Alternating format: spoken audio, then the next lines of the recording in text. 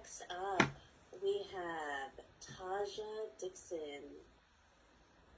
Taja recently received her MFA in creative writing from Buddhist-inspired Naropa University in Boulder, Colorado. She is a spoken word artist and has performed locally in Kansas City.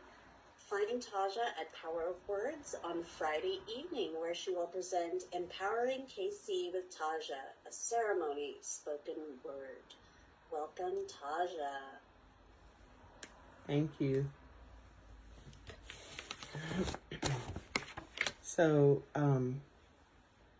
I have a poetry teacher who once said, don't do any preamble, just get into the words. So that's what we're going to do.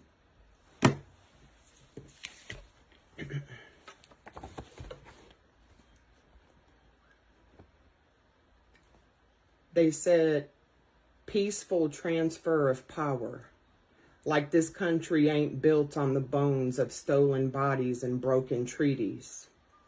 Like we didn't just watch white men scale the walls of the Capitol with zip ties and selfies armed with hate and historical amnesia. They call it peace when it doesn't disrupt their brunch. Call it democracy when the ballot box is booby-trapped. Call it law when the law only holds Black folks, queer bodies, disabled people, and poor women accountable. Peace? Peace like Sandra's cell, like Tamir's park, like George's neck? You don't mean peace, you mean compliance. You mean don't make a scene while we exchange our power like playing cards. But what kind of power keeps children in cages? What kind of peace still poisons the water in Flint? What kind of country calls itself free and robs bodily autonomy in the same breath? The peace that you preach is a lullaby, an anesthesia drip for the anesthetized. I have no lullabies left, only war cries. Because policy kills too. You redistrict my people until our voices disappear. You burn our books, ban our bodies, and then ask us for decorum. No, I will not hold my rage like a secret. I will not whisper justice like a bedtime story. Burn it. Burn the lie of both sides. Burn the neutrality of the moderate. Burn the civility that silences more than it soothes. The social contract was never signed by my people, but it was imposed. If you want peace, then rewrite your laws with liberation in mind. Build the system with the voices that you've always ignored. Black women, queer elders, single mothers, the gender non-conforming, the chronically ill, the formerly incarcerated, those with PTSD and panic attacks, those who cry on buses but still show up at work. Mental illness is not a crime. Neurodivergence is not your scapegoat. Anxiety is not apathy, and depression is not defeat.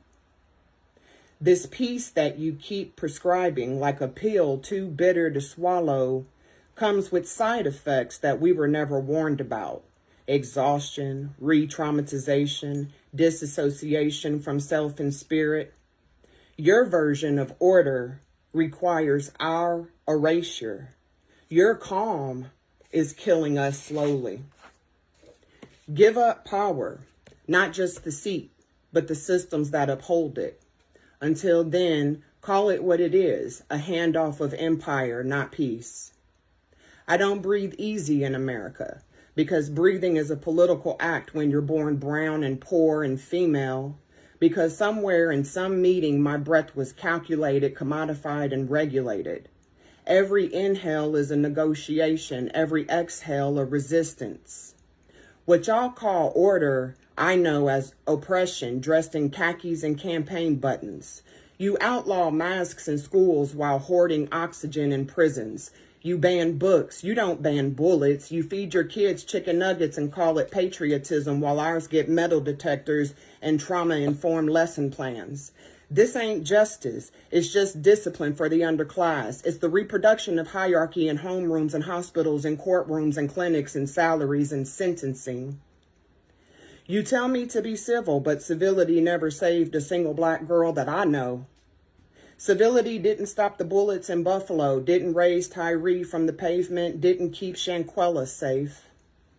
And don't get me started on the way you talk to women. When we demand to live outside the confines of your control, we are too loud, too ungrateful, too much when we speak our pain with precision.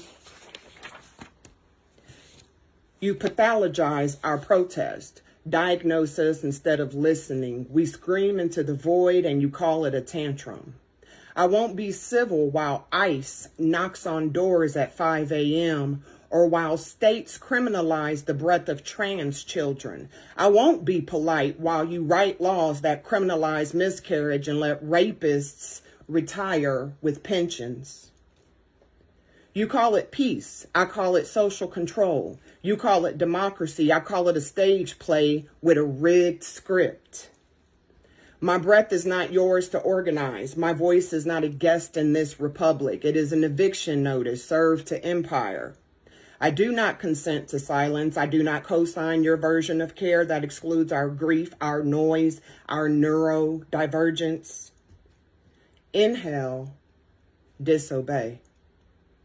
Exhale, survive. I stopped standing for the anthem a long time ago. Not just because the third verse glorifies slavery, but because my spine remembers boot camp. Even though I was never deployed into combat, because even without a battlefield, there was always a war against my body. Not metaphorical, not imagined, real.